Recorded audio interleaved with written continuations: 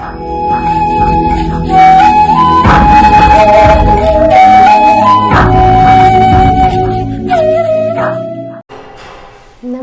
जी सभी को।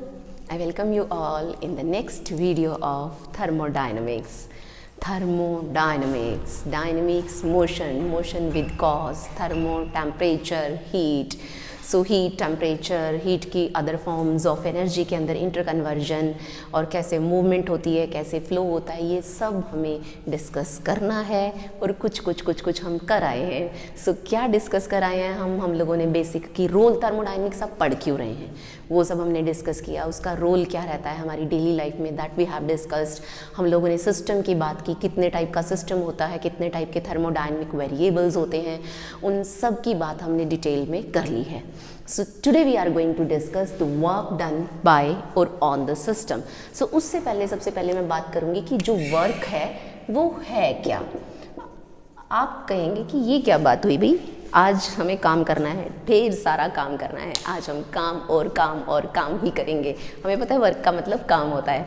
और छोटी क्लासेस में हमें ये सिखाया भी जाता था कर्म ही पूजा है। पूजा कौन है? पूजा मेरी बहन है, मेरी कज़न है। सो इधर उधर डिस्ट्रैक्शंस नहीं। Coming on to the topic work. हम लोगों को ये पता है, जैसे आप लोग मैकेनिक्स में करते हैं बिल्कुल उसी तरीके से बेसिक डेफिनेशन जो है वो थर्मोडायनेमिक्स में भी रहती है वर्क डन की। Work is said to be done if a body moves under the influence of force in a particular distance in the direction of applied force. और हमें पता है कि जो वर्क होता है that is product of force and displacement. Vector form में हम बात नहीं करेंगे, we are dealing with the scalar quantities. So product of force and displacement ये रहता है वर्क। और ऐसा यूनिट्स हमें पता है इसके जूल्स रहते हैं, CGS यूनिट्स अर्ग्स होते हैं। और बेसिकली जो वर्क होता है coming on to its types कितने टाइप का वर्क डन होता है। So there are 2 types of work done. किसी भी सिस्टम के अंदर थर्मोडायनेमिक सिस्टम की बात करें या किसी भी सिस्टम की बात करें, so there are basically 2 types of work, external work and internal work done. Name से क्लियर है, एक्सटर्नल मतलब बाहर से कोई आएगा, कोई UFO आएगा और आकर हमें इधर उधर धकेल देगा, वो एक्सटर्नल वर्क डन है। So if a force is exerted by a system on its surroundings and a displacement takes place in the direction of applied force, work is done by the system. Or if force is exerted on the system by any external agent and displacement occurs, then work is done on the system. क्या रहता है कि system के ऊपर work किया जाए, work done by the system और on the system. मुझे बेसिकली इसको इरेज करना चाहिए, मुझे ये रखना चाहिए कि अभी हम वर्क की बात करेंगे, ऑन सिस्टम बाय सिस्टम की बात बाद में करेंगे। So work is done by the system और ऑन। मान लीजिए आपके पास एक सिलेंडर है, एक मैं कह सकती हूँ कि you just consider a gas content in a cylinder eight uniform pressure and it is fitted with the piston. If you exert a pressure on the piston will be moved downwards. Basically you are compressing the gas, you are changing the volume of the gas, you are making it displaced in that direction of applied force, then work is done on the system.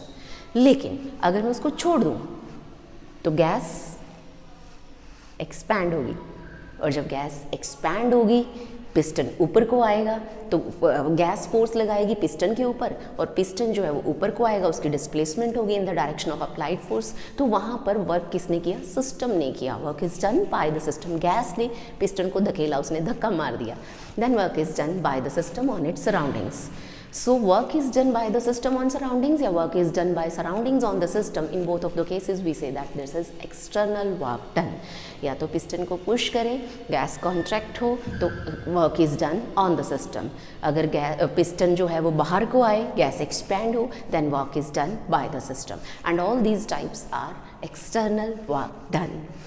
Internal work done अंदरूनी system का ही एक part दूसरे part को बर्दाश्त ना करे, धक्का मारे कि तू उधर चला जा, तू उधर चला जा, तो हम उसको बोलते हैं internal work done. If work is done by one part of system on to its another part, then we call that work done is internal. Or you may say that one part of system applies force on other part and displaces in the direction of applied force, then we call that work is done in the system, internal work done है. For example work done by intermolecular interactions when there is expansion of gas. Gas expand होने लगेगी तो ये molecule इस molecule को कहेगा हट जा दूर हट जा, ये कहेगा तू भी दूर हट जा, तो एक दूसरे के ऊपर फोर्स लगाएंगे.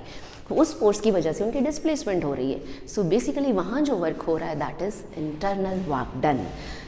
सो मैं अज्यूम करती हूँ कि आप लोगों को वर्क डन के टाइप्स क्लियर हैं कि दो टाइप का वर्क होता है, external work done and internal work done. So basically we are going to focus on external work done. So next we have to talk about work done by the system और on the system. So work done by और on the system, हमें इस work की expression को find out करना है. सो देखिए अब किस तरीके से हम एक्सप्रेशन को फाइंड आउट करेंगे. Whether work is done on the system, whether work is done by the system. So मैं पहले ऑन द सिस्टम बात करूँगी. ये आसान है कि बाहर से हम फोर्स अप्लाई करें और हम कुछ कर दें, हम कुछ कर दिखाएं. किसी को मोटिवेट करके काम करवाना और कोई खुद से काम करे तो आसान कौन सा रहता है, उसको मोटिवेट करके काम करवाना है. अंदर से काम करने के लिए बहुत बहुत बहुत एनर्जी चाहिए, बहुत ज़्यादा मोटिवेशन चाहिए, भरी होनी चाहिए कूट कूट के. So work is done on the system. हम लोग उसकी बात अगर करें then work can be done on a system in variety of ways. In case of thermal system the most important method of doing work on the system is to change its volume. हम लोग pressure को भी change कर सकते हैं, हम लोग volume को भी चेंज कर सकते हैं. सो हम वॉल्यूम को चेंज करके वर्क जो है उसकी एक्सप्रेशन फाइंड आउट करने की कोशिश करेंगे. व्हेन अ सिस्टम एक्सपैंड्स और contracts work is always said to be done. जब एक्सपैंड होता है तो हम कहते हैं work is done by the system, और जब कॉन्ट्रैक्ट होता है हम कहते हैं work is done on the system. So दोनों में से किसी भी केस को हम लोग कंसीडर कर सकते हैं. उसी तरीके से मैं जो एक्सप्रेशंस रहेंगी वो सेम रहेंगी. आपको लगेगा कि ऑन क्यों कह रहे हैं, अपने आप भी तो हम काम कर सकते हैं, हमारे अंदर तो बहुत मोटिवेशन है. चलो अपने आप वाला ले लेते हैं, work is done by the system ले लेते हैं. सो उसके लिए आपको एक सिस्टम कंसीडर करना पड़ेगा. You just consider a gases system contained in a cylinder which is fitted with a piston. हमने एक सिलेंडर कंसीडर किया, गैस वाला सिलेंडर, एलपीजी वाला नहीं. एक कंटेनर है एंड उस कंटेनर के साथ एक प्यारा सा पिस्टन लगा हुआ है इस तरीके से, और अंदर हमने आइडियल गैस को भर दिया है. तो इसके अंदर एक आइडियल गैस है at some particular pressure P. हमने उस गैस को भर दिया है. Area of piston suppose A है. अब ये गैस एक्सपैंड होने की कोशिश करेगी. Let us suppose A be the area of this piston and P is the pressure of the gas contained inside the cylinder. मैं फिर से कह रही हूँ, जो मैं बोलती जा रही हूँ आप लोग उसको लिखते जाइए, आपके नोट्स तैयार हो जाएंगे. सो अब क्या होगा, when this gas will try to expand, so it will move the piston from position AB to position CD, and a displacement of dx occurs with the pressure of the gas, with the force of the gas. Let us suppose this gas applies a force on this piston F. Now force acting on the piston F is given by pressure into area. Pressure P, area आप लोगों को पता है, pressure is normal force per unit area. तो force क्या हो जाएगी, pressure into area. So piston can be kept in equilibrium by applying a force F is equal to PA on the piston in downward direction. अगर gas ऊपर को force लगा रही है, हम चाहते हैं कि नहीं भैया पिस्टन इक्विलिब्रियम में रहे, उसके ऊपर तो कोई फोर्स नहीं लगनी चाहिए, तो हम उतनी ही फोर्स ऊपर से उसके ऊपर लगा देंगे ताकि वो वहीं पर बेचारा दबा रहे, फंसा रहे, इक्विलिब्रियम में रहे. सो ऐसा हम कर सकते हैं. एंड अब लेकिन हम लोग क्योंकि एक्सपेंशन की बात कर रहे हैं तो हम उसी की बात करते हैं. सो पिस्टन में be allowed to move upwards under quasi static conditions. हम लोगों ने पिछली वीडियो के अंदर क्वासी स्टैटिक की बात करी है कि क्वासी स्टैटिक, स्टैटिक मतलब रेस्ट, क्वासी मतलब बड़ा धीरे धीरे सूडो हो गया कि जो चीज़ हमें लगे कि वो रेस्ट पे है लेकिन वो रेस्ट पे नहीं है. सो एक्सट्रीमली स्लो जिस प्रोसेस को करवाया जाता है उसको हम बोलते हैं क्वासी स्टैटिक प्रोसेस.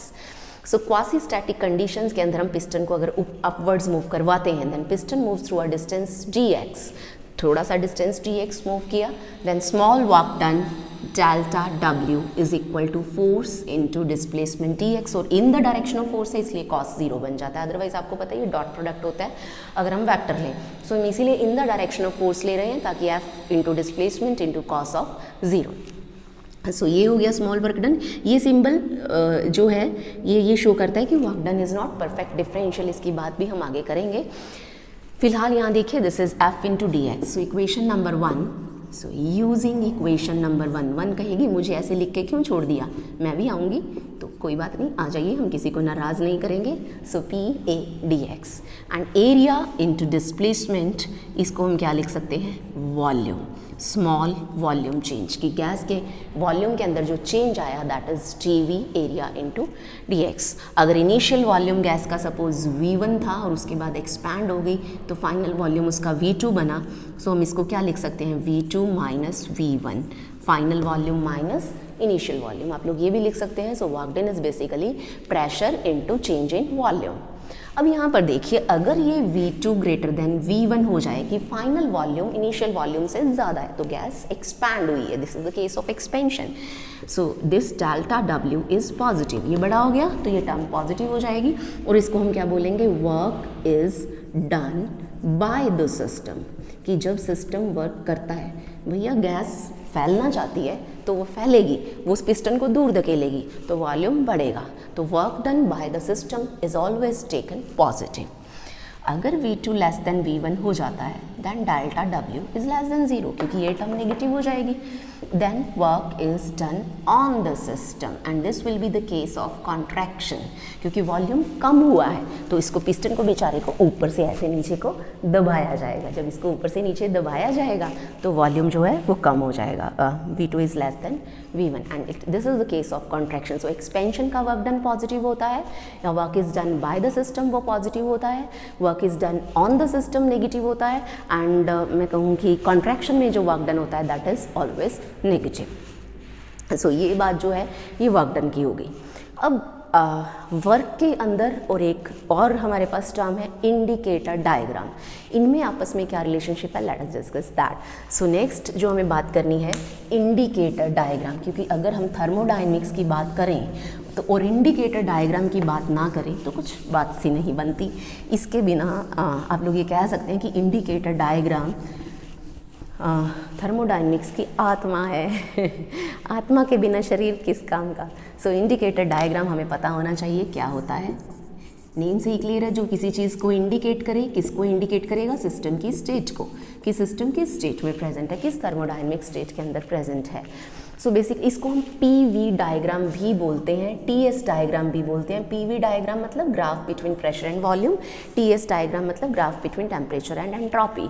सो इनको हम इंडिकेटर डायग्राम्स बोलते हैं। बेसिकली जो जनरल टर्म है वो PV डायग्राम है। सो द PV डायग्राम और indicator diagram is the graph between pressure and volume of the gas when it undergoes through a thermodynamical process. भी किसी भी गैस से आप कुछ भी करवा रहे हैं, expansion, contraction, what ever the gas is doing, तो उसके अंदर उसके प्रेशर और वॉल्यूम में जो जो चेंजेस आ रहे हैं उनको आप ग्राफिकली डायग्रामेटिकली शो करना शुरू कर दें। तो जो ग्राफ हमें मिलता है उसको हम क्या बोलते हैं, इंडिकेटर डायग्राम। तो ये बात रहती है इंडिकेटर डायग्राम की डेफिनेशन की, जिसको आप स्टार्टिंग में एग्जाम में ऐसे ही लिख देंगे। इसके बाद हम बात करेंगे कि वर्क डन का इसके साथ भला क्या लेना देना, कि बात तो वर्क डन की चल रही थी, इंडिकेटर डायग्राम कहाँ से बीच में टपक पड़ा। तो मैं आपको बताती हूँ, when analytical methods for finding work done fail if the relationship between P and V is not known. अगर हमें P और V की रिलेशन नहीं पता, बिकॉज हमें पता है वर्क डन PdV होता है, अगर हमें P और V के अंदर रिलेशनशिप नहीं पता, एग्जैक्ट रिलेशनशिप, तो एनालिटिकली मतलब मैथमेटिकली वर्क को फाइंड आउट करना इज़ क्वाइट डिफिकल्ट। सो आसान नहीं रहता है। So in such cases we make use of graphical method and that graph is called indicator diagram. ओ मैंने सिस्टम लिख दिया, थर्मोडायनेमिक्स पढ़ते पढ़ते सिस्टम ही दिमाग में भरा पड़ा है। इट इज़ इंडिकेटर डायग्राम या फिर PV डायग्राम। आपको पहले डेफिनेशन लिखनी है और उसके बाद आप कहेंगे कि इसकी सिग्निफिकेंस क्या है, इससे हम वर्क डन फाइंड आउट करते हैं। And it is the way, easy way to find out work done when mathematically आप कहें कि वर्क को फाइंड आउट करना जो है दैट बिकम्स क्वाइट डिफिकल्ट, तब हम ग्राफिकल मेथड्स पे जाते हैं। सो ये वो ग्राफ है जिससे हम क्या करेंगे, वर्क डन को फाइंड आउट करने की कोशिश करेंगे।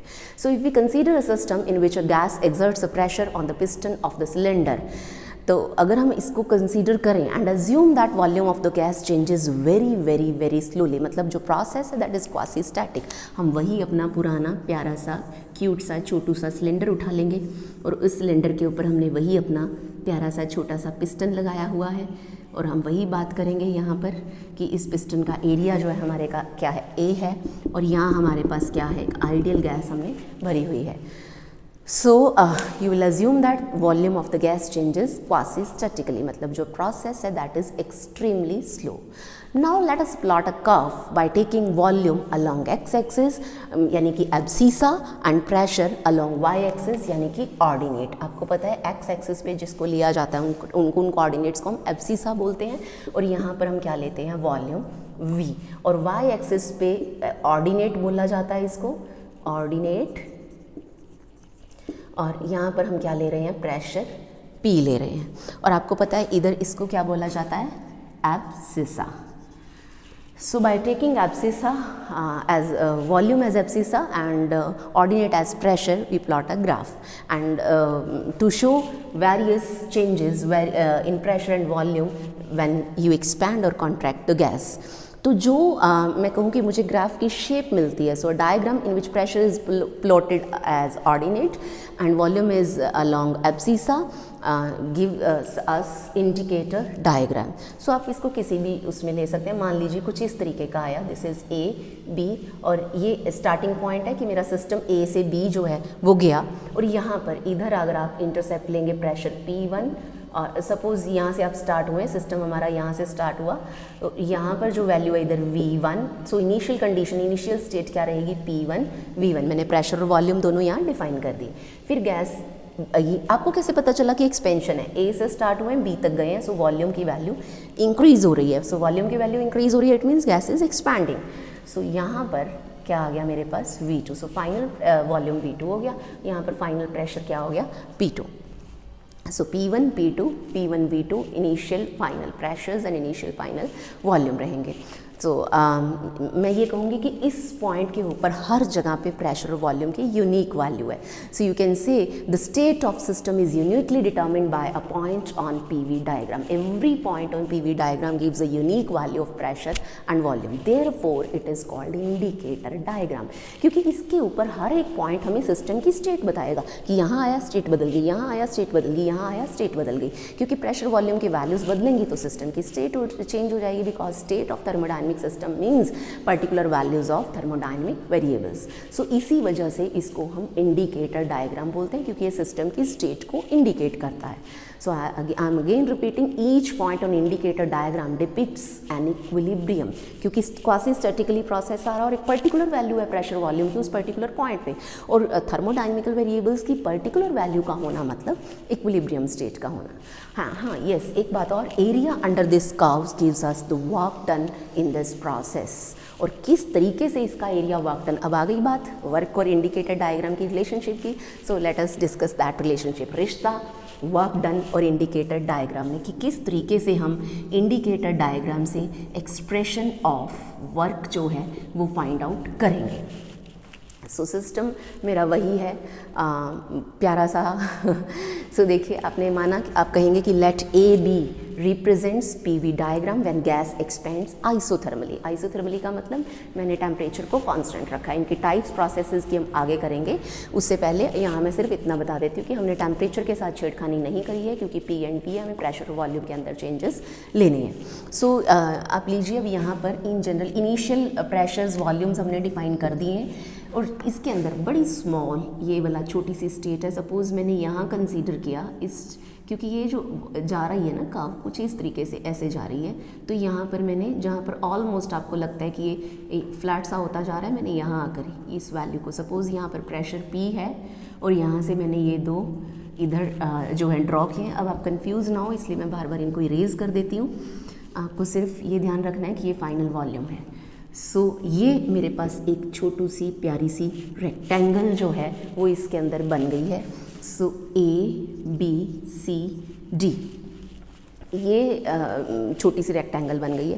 सो आपको क्या कहना है, consider the system changes its state from A to B such that its pressure changes from P1 to P2 and volume changes from V1 to V2 and let AD represents the intermediate state of the gas. ये वाली intermediate state है during the course of those changes और expansion in which volume of the gas increases from V to V plus dV। तो इस point पे जो volume है वो V है और इस पॉइंट पे जो वॉल्यूम है V plus dV। Very small change हमने कंसीडर किया। This is the approach of physics कि अगर सिस्टम में अंदर चेंजेस ज़्यादा आ रहे हैं, बहुत बड़ा सिस्टम है, हम छोटा सा प्यारा सा क्यूट सा उसका पोर्शन कंसीडर कर लेते हैं, उसके लिए कैलकुलेशंस करते हैं, इंटीग्रेट करके सारे के लिए ले लेते हैं। तो मैंने small change in volume dV जो है वो कंसीडर किया।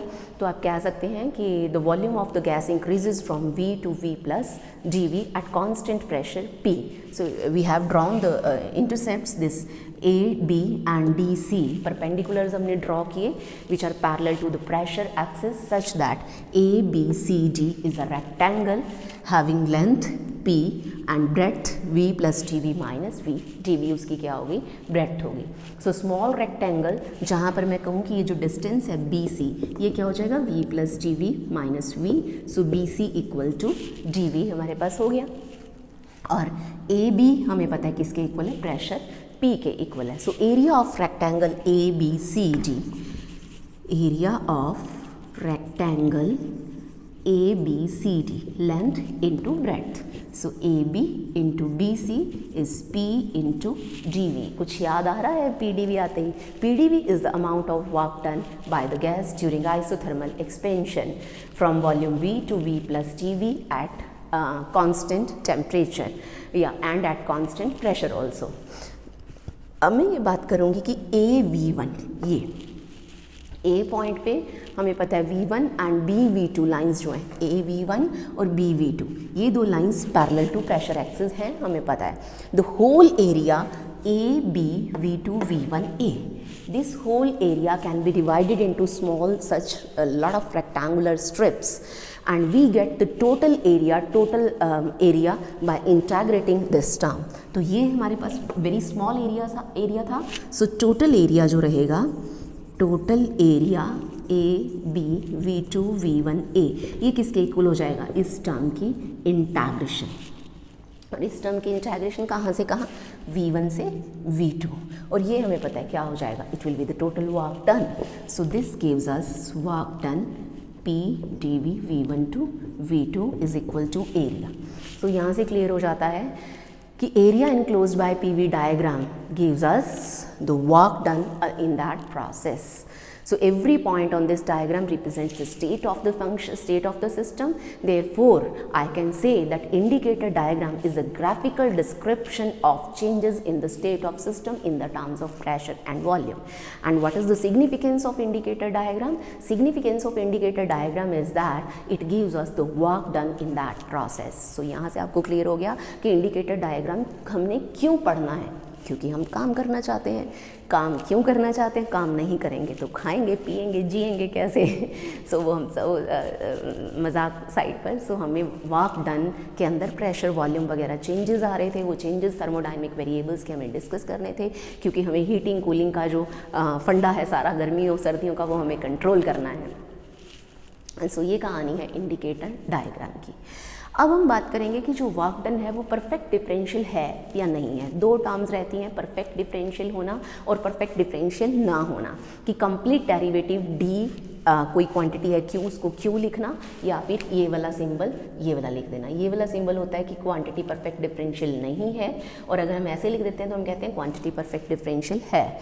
सो अब हमें वो बात करनी है कि वर्क के साथ ऐसा क्या है। अगर कोई क्वांटिटी पाथ के ऊपर चेंज डिपेंड होनी शुरू हो जाए, कि आप ये मान लीजिए यहाँ से यहाँ गए, आप सीधा गए तो आपको कितना वर्क करना पड़ा, लेकिन आप घूम के आए तो कितना करना पड़ा। अगर वर्क के अंदर चेंजेस आ गए पाथ के साथ तो वर्क परफेक्ट डिफरेंशियल नहीं है, अगर नहीं आए तो है। सो ये हमें करना है। Let us discuss this.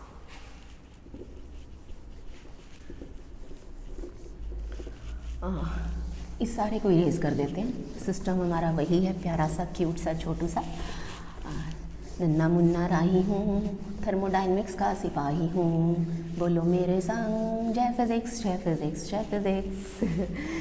So work done on a system is not perfect differential, इसको हमें प्रूव करना है। ऑन अ सिस्टम हो जाए चाहे बाय द सिस्टम हो जाए, ये एग्ज़ाम में क्वेश्चन एज सच आ जाता है, is not perfect differential. Graduation और पोस्ट ग्रेजुएशन के स्टूडेंट्स को खास करके एग्ज़ाम में इम्पॉर्टेंट रहता है ये part. So I will consider, you will consider an indicator diagram, pressure, volume. Suppose system undergoes a change from A to B through path suppose small a. हमने मान लिया ये सारे लेटर्स ही हम स्मॉल कर लेते हैं, आपको आसान रहेगा. सो A B C मैं ऐसे ले लेती हूँ कि system undergoes a change from A B C A to C for expansion. The volume of the system is from V1 to V2 it changes and pressure of system P1 to P2. तो ये expansion का case हो गया. Work done depends on path followed, that is why it is not perfect differential. और उसी को हमें prove करना है. Work is done in changing the state from A to C via path B. तो अब अभी यही हमें करना है. If the change of state occurs via this path A B C, then work done in that expansion will be work done A B C. इस path के along क्या होगा हमें पता है, ये वाला सारा एरिया. तो ये क्या हो जाएगा, area AC V2 V1 A. This will be the area. और हम इसको क्या लिखेंगे, हम इसको लिख लेंगे इंटाग्रेशन. आपको पता है PdV रहता है and volume V1 to V2. ये हो गया वर्क डन इस process. But if the change of state occurs via a path this one, कि हम सिस्टम को इधर से ही वापस लाएंगे, ए से ही एक्सपेंशन हुई है लेकिन इस पाथ के along. Suppose this is D. Now this system expands along the path A D C. इस पाथ के अलॉन्ग पहले वाला जो हमारा पाथ था वो ए बी सी था और अब वाला path A D. So work done along path A D C. हमें पता अब इस कर्व के नीचे का एरिया, पहले वाला वो वाला था, अब ये वाला, सिर्फ ये वाला नीचे वाला एरिया रहेगा. So it will be area A D C V2 V1 A और इंटाग्रेशन वही रहेगी PdV, हमें पता है अगेन V1 to V2. तो आप देखिए initial and final locations are same, लेकिन ये जो दोनों वर्क डन है ये सेम नहीं है. And it is very much clear कि इसके नीचे वाला एरिया ये एडिशनल एरिया है, तो इसका एरिया ये वाला था. So this area was larger than this. So it is clear from this diagram that WABC is greater than WADC. Work done पहले वाले प्रोसेस में ज़्यादा था और दूसरे वाले प्रोसेस में कम, लेकिन स्टेट सेम है. जहाँ से चले और जहाँ पहुँचे, जहाँ से चलना है और जहाँ तुम्हें जाना है वो बिल्कुल सेम है. Initial and final locations, initial and final states of the system are same, but path is change. और पाथ के चेंज होते ही वर्क डन क्या हो गया, चेंज हो गया. That is why work done is not a perfect differential. We know that change in state can take place only we can आप कह सकते हैं कि जो change of state है that can take place via number of paths and in each case work done will be different. आप लोगों के सामने area हर बार different आएगा, so work done will be different. Therefore work done during change in state of a system depends on path followed from initial to final locations. Hence it is not a perfect differential. इस बात को आप दिमाग में बिठा लीजिए, गांठ बांध लीजिए, दुपट्टे के साथ, बालों के साथ, कहीं पर भी आप इस बात को अच्छे से गांठ बांध दीजिए कि अगर वर्क डन क्वांटिटी जो है उसके अंदर चेंज इनिशियल और फाइनल लोकेशंस अगर सिस्टम की हम जा रहे हैं, स्टेट्स में जा रहे हैं, और वो जो क्वांटिटी है अगर वो पाथ के ऊपर डिपेंड होने लग जाए, पाथ चेंज होने से क्वांटिटी की वैल्यू बदल जाए, तब हम कहेंगे कि वो परफेक्ट डिफरेंशियल नहीं है भैया. लेकिन अगर जो क्वांटिटी है that depends only on initial and final locations, तब वो क्वांटिटी क्या रहेगी, पाथ इंडिपेंडेंट रहेगी और उसको हम बोलेंगे परफेक्ट डिफरेंशियल. और परफेक्ट डिफरेंशियल है क्वांटिटी तो उसके साथ डी लगेगा. जैसे आगे जाके हम इंटरनल एनर्जी पढ़ेंगे उसके साथ डी लगाएंगे. लेकिन अगर आपने थर्मोडायनेमिक्स में DW लिख लिया तो भैया ये टेक्निकली गलत हो जाएगा. It is a big blunder. Partial derivative का सिंबल, या मैं कहूँ कि it is not perfect differential, तो हमें ये वाला डेल्टा लगाना होता है. जो स्टूडेंट्स कंफ्यूज हो जाते हैं परफेक्ट में और नॉट परफेक्ट में, तो मैं एक सिंबल देती हूँ कि ये वाला डेल्टा आप लिख लिया कीजिए हर जगह. तो लेकिन ये हमारी कमज़ोरी छुपाने का तरीका है. सो आसान रहेगा कि आप परफेक्ट डिफरेंशियल के लिए क्वांटिटीज़ को इस तरीके से लिखें, और जो क्वांटिटीज़ परफेक्ट डिफरेंशियल्स नहीं हैं उनके लिए ये सिंबल रहता है. और इसी तरीके से हम आगे आगे चीज़ों को डिस्कस करते चले जाएंगे. Thank you so much.